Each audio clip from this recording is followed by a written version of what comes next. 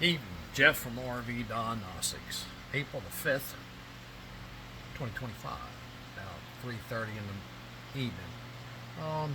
Doing a little bit more work on plumbing here.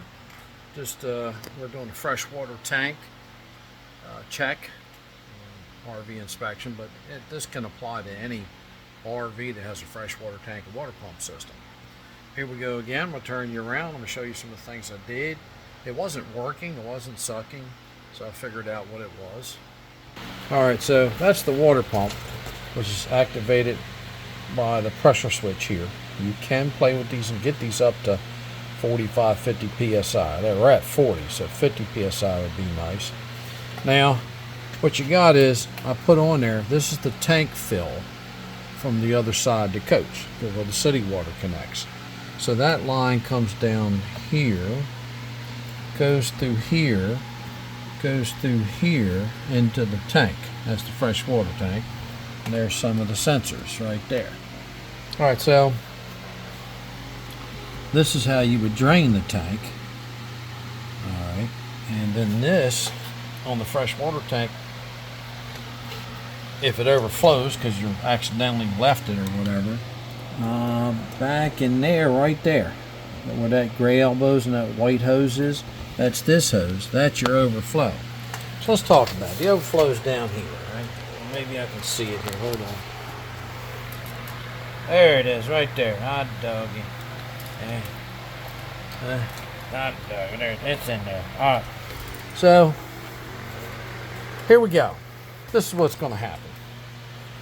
So you're trying to hook up the city water. You're not filling your tank. And you're sitting at the campground, somebody comes up, hey, you're like leaking. So you come out here and you see that your freshwater tank is overfilled and it's flowing out. So the two culprits that can do that is this water pump has check valves in it. And there's 3 diaphragms in there and a check valve. So that it'll stick open. So the city pressure's right here, right? And it backs up, goes through this way, even though the flow's this way, it'll back into the tank, filling it from the bottom. Okay, so how do you know that? Well, what you do is, in this case, I'm going to put a valve here and shut it off. Alright, so if it stops overflowing, I know it's the pump. Well, if I shut it off here, and I give it a reasonable amount of time to drain all the way out, right? Not all the way out, but past the level right here of this tank right here, and it's still filling up, then it's your I'll go to the other side and show you. All right, so here we are. We're in the city water hookup. Okay, this down says local supply, which is called city water. Then this is tank fill. All right, fresh water tank. Well, you turn the valve that you're going to install in your water pump before the output side of the water pump. You could do it on the input side. I like the output side. That way I can isolate the pump, clean it up, and fix it up, and I don't lose all my pressure. So if that's the case and it's still overflowing the water tank, then this is defective. Well, folks, that's a different ball game right there. You're going to have to take that apart and fix it. It's filling the tank. There you go. Alright, so one, you put a valve right after the freshwater pump. It'll stop it from filling up. Some have 2 fills going into the water tank, some don't. So I don't know what design you got. If you got one, it goes through like the one on the other side, fills it up. If you got 2 different ones, you could have a freshwater fill from that valve right, which would be this way. All right, and you could have a separate one, gravity feed. All right, so hopefully I didn't confuse you. Let's go back over. So this is from that valve over there. When you say tank fill, it comes down here, bypasses, see, it goes straight to fill in the tank. All right, or when you're on city water over on that valve, and this pump's messed up, then you clamp it here, or you put a valve on there, or not all of them. See, like they did here. I'll put one here eventually for them. I got it working. So once again, the tank fill is on city, and you're filling your tank up for some mysterious reason.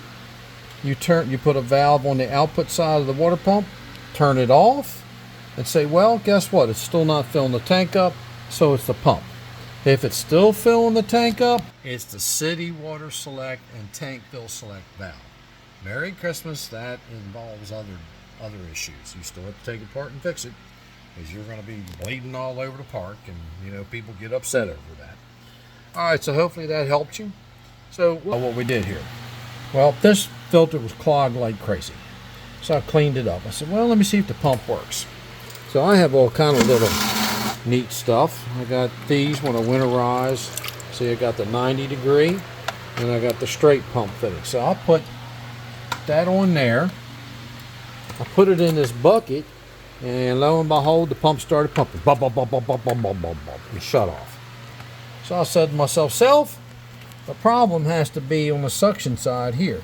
There was a bunch of debris down there. I blew it out, drained the tank, blew it out, drained the tank. They're probably going to need a good sanitizing, which is the bleach method and all, but folks, it's going to keep happening. It's going to catch it. And remember, he just bought this RV. So hopefully understood why it's important to put a valve and put two, one on this side, one on this side, because some of the tanks, see how this one's feeding from the bottom up to the freshwater pump? So the tank is right here. So if you follow this tank over, it's almost, this fitting here is above the water line, so you're not going to get nothing out. Some RVs have the tank coming from the bottom and the water pump's on the underneath the bed on the floor. You take that line off on the suction side of the pump, woo! You get the flood. You create more problems. So if that design is there, I put a valve here and a valve here. I isolate it. I take this pump apart, clean my diaphragm up, which 90% of y'all are changing these out. All it needs is to be taken apart and cleaned up. Your money, you do what you want. I made a video on it, so I got a lot of linking to do on this one, but this is it. Pretty much I went over things. One, how to find out why your freshwater tank is overfilling when you're hooked to city water. Right? And there you go. You have to put some valves in to really isolate it. While putting isolation valves in on the intake side of the water pump suction and the output side, the pressure feed side, you can isolate the water pump and isolate your problem why the freshwater tank's filling up when you hook to city water.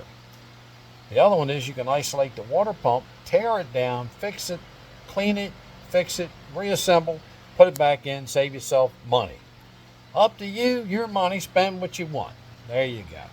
Thank you very much, Jeff from RV Diagnosing. What's the motto?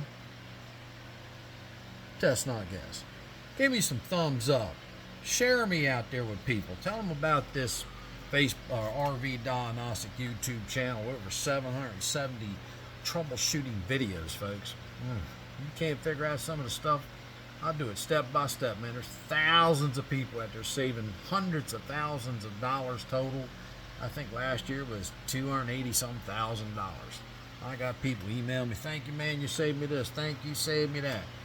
There you go. I do offer a website where you pay $170 a year, and I help you troubleshoot everything from brakes, engine gas or diesel, coach related, water hot, aqua hot, hydro hot, hydronic heating, propane heater, blah, blah, blah. The list goes on. RV, repair vehicle, read volumes of information, and also watch these videos. Safe travels, and may your campfires burn bright till we meet again.